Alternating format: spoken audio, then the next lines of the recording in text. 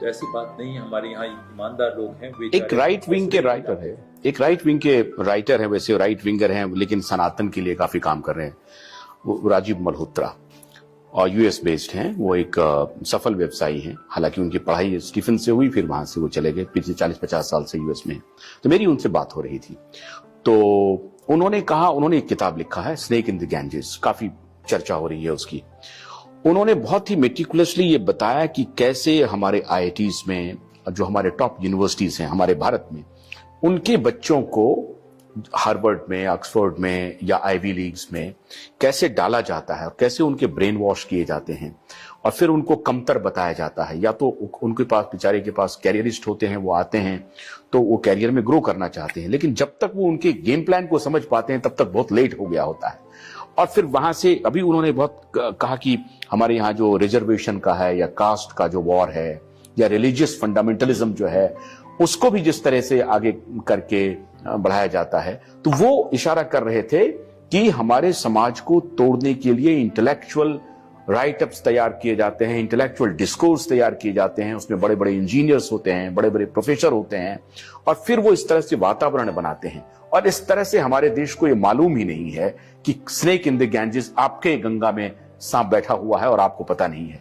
आप चूंकि आप तो अंदर से जानते होंगे इस बात को, थोड़ा इस पर प्रकाश डालिए, क्या सच्चाई है? ऐसा है कि नस्लवाद आपके ये हकीकत है, रेसिज्म जो है, कलर स्किन हकीकत है, वो आपको अपने बराबर नहीं मानना चाहते और वो आपके बारे में जानना भी नहीं चाहते। वो चाहते हैं, अब कई दफे मैंने कहा कि जो अमेरिका की पॉलिसी है, domination of west over the rest, ये तरीके से उसके रूप में जाए तो कहीं कोई इंसानियत नहीं है, बिल्कुल रूथलेसनेस है, रूथलेस है। 10% इंसानी पॉपुलेशन को खत्म कर दिया गया, 10% of human population was wiped out in north America alone, कि जो वहां के ओरिजिनल इनहेबिटेंट्स है उनकी पूरी जमीन कब्जा कर ली गई, और उसके बाद 250 से 300 या 400 साल तक uninterrupted supply of slave labour होता रहा। उसके बाद बनाया, और अभी भी इनडायरेक्ट तरीके से प्लंडर करने का तरीका, तो जिसने पूरा इतना खूबसूरत लैंड कैप्चर कर लिया, गुलामों से ये करके इंफ्रास्ट्रक्चर बनाया, अपनी प्रॉस्पेरिटी तैयार की। और जब ये 19वीं शताब्दी में 1860 में जो इमेंसिपेशन एक्ट लाया था और स्लेवरी को अबॉलिश किया था अब्राहम लिंकन, तो उनकी हत्या होती है, लोग कहते हैं कि हमारे लिबर्टी पर अटैक किया गया, हम स्लेव नहीं कर सकते हैं। तो वो साइकिल चेंज हुई है, ऐसी बात नहीं है, उसमें बहुत अच्छे लोग भी हैं, लेकिन ऐसे लोग भी हैं। तो पूरी तरीके से ब्लैक एंड व्हाइट में हमें नहीं देखना है।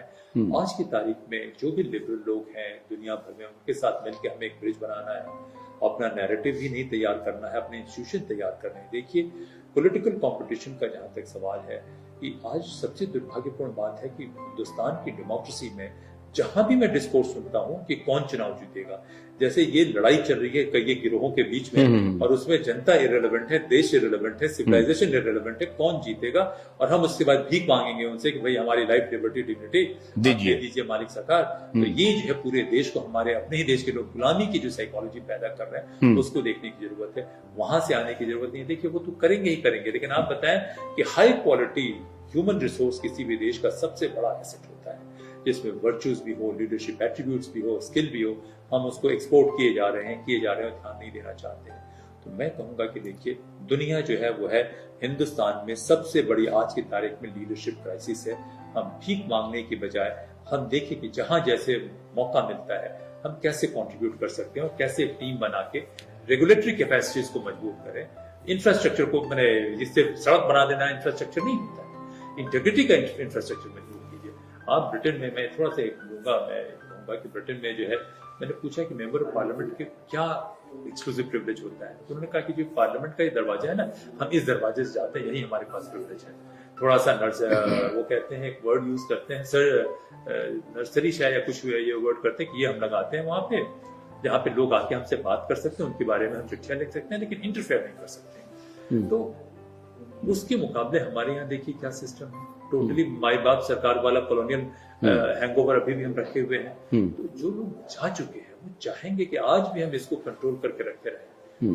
आपके अंदर क्षमता होनी चाहिए कि नहीं, हम अपना सिस्टम बनाएंगे, क्लरिकल मॉडल से उनके सिस्टम का caricature of western model of democracy बनाने की बजाय एक सब्सटैंटिव सिस्टम बनाए। तो हम बाहर के लोगों को दोष नहीं दें, हम अपने लोगों पे भी ध्यान दें। जो गैंजेस में, जैसे गंगा में, मैं तो गैंजेस नहीं कहूंगा, गंगा नदी में जो सांप है, बहुत सारे इंडिजिनस सांप है। इन्हीं सांपों ने हमें बाहर वालों को बुलाया और अपने वालों को। भोलानाथ का ब्रश कटर एक बैटरी से चलने वाली मशीन है जिसका चार्जिंग समय 3.5 घंटे है। इसे हम 6 से 8 घंटे बिना रुके चला सकते हैं। एक बार चार्ज करने पर ये 16,000 स्क्वायर फीट गेहूं, चावल, बजरा, जोबर के खेत काट सकता है, जबकि इसी कार्य को पेट्रोल ब्रश कटर 1,000 रुपए पेट्रोल का खर्चा करता है।